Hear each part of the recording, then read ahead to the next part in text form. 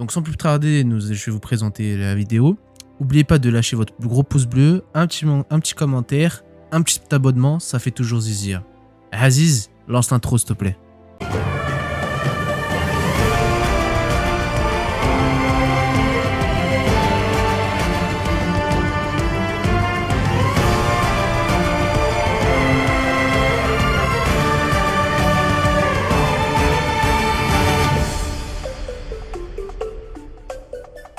Donc on se retrouve pour l'anime en question.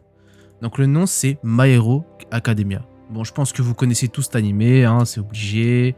Ah, franchement, celui qui connaît pas encore My Hero Academia de nos jours, c'est que c'est chaud quand même.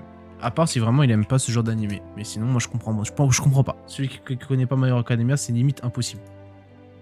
Donc My Hero Academia, nous sommes dans un genre action, comédie, school life surnaturel, dans un thème combat, école, super-héros, super-pouvoir. Ah, ça pour des pouvoirs, tu vas en voir. Ça, je peux te le dire, c'est carré. Sur ça, c'est carré. Là, tu peux te le dire.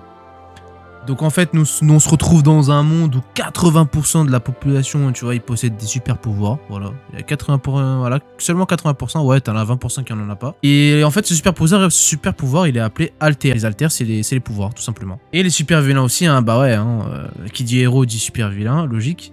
Et face à eux se dresse l'invincible All Might. Tu capté, All Might, c'est vraiment quelque chose, tu vois. Du coup, voilà, donc il y a All Might, et un jour, bah voilà, il va faire la rencontre d'un jeune héros qui s'appelle Midoriya Izuku, qui va être notre personnage principal, enfin plutôt l'un des personnages principaux.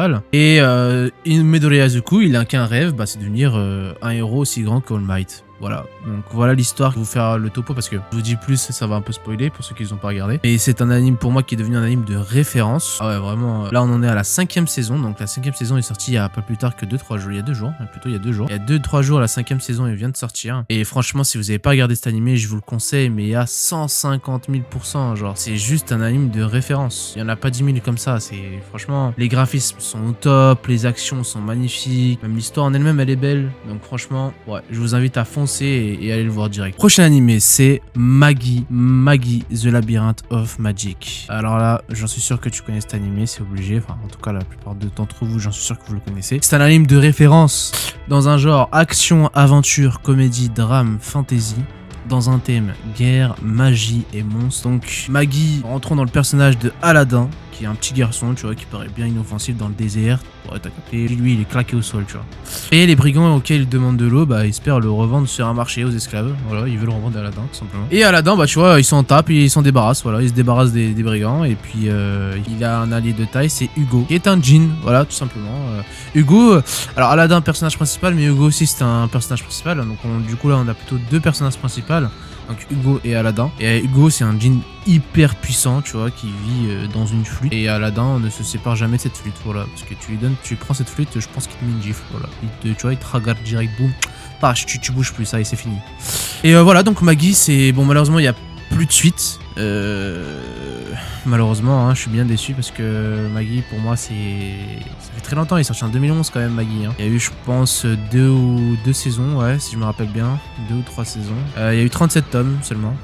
Mais ouais, c'est dommage parce que pour moi, ils auraient dû continuer la suite en animé. Mais voilà, ils ont continué en manga et puis c'est tout. Mais c'est dommage. En tout cas, allez le voir. Vous allez kiffer, ça c'est sûr, je vous le garantis. Prochaine animé, Mob Psycho 100. Alors là, si tu me dis que tu connais pas, frère, viens, assieds-toi, on va en parler, assieds-toi. Parce que Mob Psycho 100, c'est la base.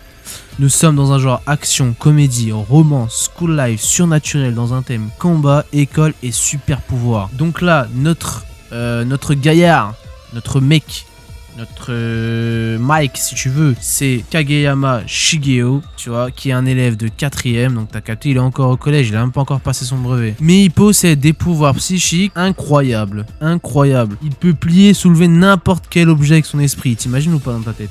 C'est-à-dire le mec il pense, il te soulève, ça y est, ça a été plus là frère, t'es dans les airs. Et il s'est lentement refusé d'exercer ses capacités en public, bah tellement il a une grosse puissance, bah il veut pas exercer son pouvoir, voilà, t'imagines ou pas? Et puis il y aura de la fight et tout, un truc de ouf. Il y a des moments drôles aussi, mais ouais, franchement, Mob Psycho 100, ah mais je vous le conseille, un truc de ouf, putain. Allez voir Mob Psycho 100, c'est un truc de fou ce manga. Et du coup, il y aura de la fight, il y aura plein de choses. Tu vas découvrir un peu aussi le frère de Kageyama. Il y aura un peu son frère, etc. Vous allez voir un peu l'histoire des deux, mais c'est plutôt Kageyama Shigeo qui est juste incroyable. Donc je vous invite à aller voir cet animé, il est juste insane. Et puis voilà, ce sera tout pour cette vidéo. On se dit à la semaine prochaine pour une nouvelle vidéo. N'oubliez pas les gars, petit commentaire, petit like, petit abonnement, ça fait toujours plaisir. Et puis je vous dis à toutes.